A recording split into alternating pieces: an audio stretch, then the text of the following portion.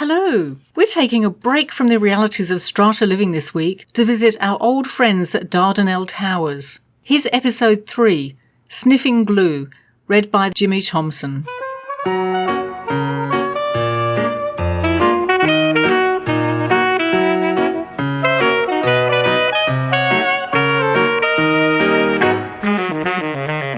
Parking, terrorism and a health scare dominated the most recent meeting of the Dardanelle Towers Strata Committee. The parking issue came to the fore when Bernard, our long-suffering chairman, was heading off to work only to discover that the locks on his car had been superglued. Bernard's car, the Subaru Forester, was his pride and joy. He'd had problems in the past with people accidentally using his space because it was close to visitor parking and blocking him in because it was close to the lifts. But this was the first time the car had actually been vandalised. Suspicion immediately fell on the occupant of 511, who is suing us, or being sued by us, in 3 different courts on 3 different issues, one of which is his perceived right to park his spare car in visitors' parking on the grounds that he owns a share of it and visitors don't. This, like the rest of his cases, seems to be related to his inability to read, understand, or accept strata law and bylaws, or all 3. In any case, 511's involvement in the Uhu Incident, as it is now known, was quickly refuted when Mrs. Alexander, the all-seeing eye, informed us that he had left the building at 6:45 the day before and had distinctly been heard saying, "International Airport." Mrs. Alexander had also noted that 511 had tossed his suitcase and carry-on bag into the boot of the cab with remarkable ease, suggesting, she said, that they might have been empty, which she found suspicious. Bernard remarked that he had seen 511 in the gym many times, which may have accounted for the apparent lack of effort. Elena noted that she often travels abroad with the minimum in her bags so she can fill them up with clothes bought overseas. Miss Tran concurred. She could get a complete season's wardrobe in Hoi An for less than the Uber fare to the airport. Everyone looked at Lady Luckby, who never lets an opportunity for casual if ingenuous racism pass, but she said nothing. Mrs. A had also gone very quiet, something that did not go unnoticed by Elena. Eventually, responding to Elena's narrowing eyes, Mrs. A confessed that she had considered 511's activity bizarre enough to warrant a call to the terrorism hotline. Elena sighed in exasperation. Mrs. A had done exactly the same when she saw her relatives gathering outside our building on their way to a Lebanese wedding. One cousin had been deported. He had only overstayed his visa by a week so he could be at the wedding, and the groom barely made it to the church. They were, like the majority of Lebanese in Australia, devoutly Christian. "You can't be too careful," Mrs. A said, as she had at the time of the wedding fiasco. "The building could be a prime target." "I know we have 2 blocks," Bernard grumbled, "but we're hardly the Twin Towers." He was unusually grumpy, but then he had every right to be. The gluing of his car had prevented him meeting a couple of important clients, not to mention the hassle and expense of replacing the locks. It was then that Jonathan said he had a confession to make. He'd had an unexpected visitor who may have caused some confusion in the car park. In truth, his visitor was only unexpected in that he hadn't expected her to say yes when he invited her to come round for a drink, and he was absolutely certain she hadn't only turned up because he offered her safe overnight parking while she went to a friend's hen party. Although she did only stay with him for 1 white wine spritzer, and he didn't see her again until lunchtime the next day when she needed to be let out of the car park. There was considerable amusement when everyone realized that Jonathan, the great keeper of the bylaws, had broken one himself by allowing a guest who was not staying in the building to park overnight.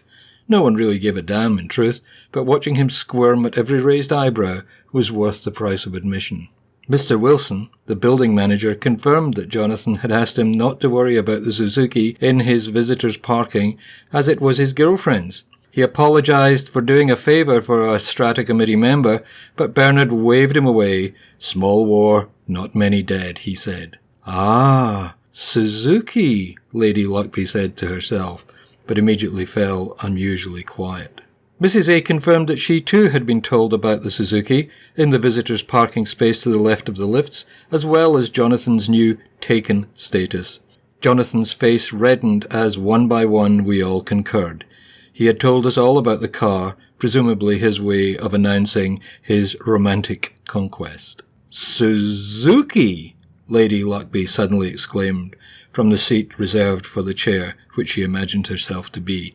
"They all sound the same to me." She again fell silent when everyone looked at her. Mr. Wilson said he had been conducting a campaign against rogue parking, at the committee's request, but that had so far been limited to putting warning stickers on car windshields.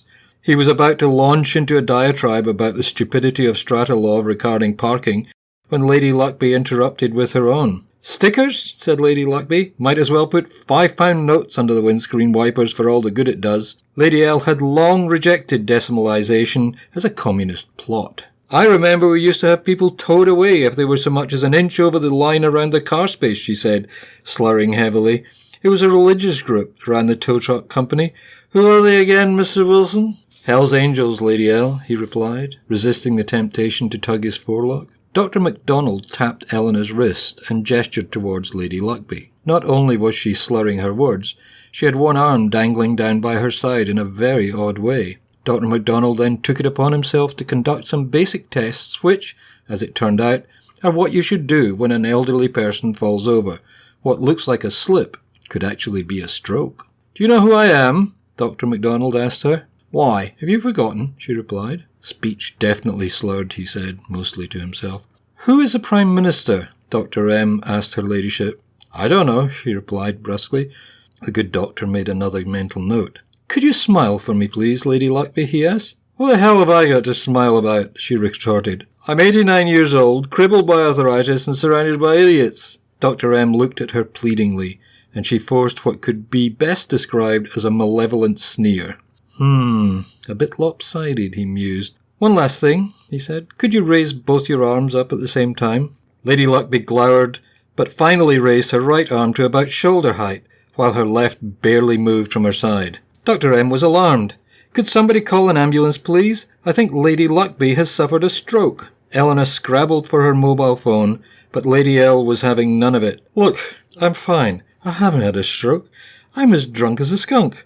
Been drinking all afternoon, watching Leaving Las Vegas. That always makes me thirsty. I said I didn't know who the Prime Minister was, because I haven't read the paper this morning, and they seem to change every 5 minutes. As for ScoMo, sounds more like a laundry powder than a Prime Minister," she said. "And I can do this," she grinned, giving us an even-sided view of her ancient teeth. "And this." She raised both arms to shoulder height, revealing a superglue tube stuck firmly to her left hand. She looked askance at her own accusing fingers. "Tell me, Jonathan," she smiled innocently, "was your girlfriend's car parked illegally to the left, looking at the lift, or coming out of them?"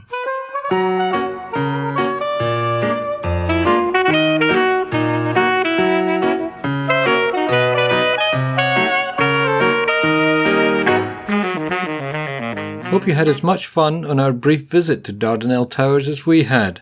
We'll be back next week with our usual mix of strata news and comment in the Flat Chat Wrap. If you enjoy these podcasts, please subscribe on iTunes, Stitcher, Spotify, Overcast, or whatever your favorite podcaster might be. It's free, and you get new episodes delivered to you every week without even trying. You'll find links to these podcasters on our website, flat-chat.com.au. And that's where to go if you have questions you'd like to ask or strata experiences you'd like to share. Hope you enjoyed this week's podcast. Thanks for listening. Talk to you again soon.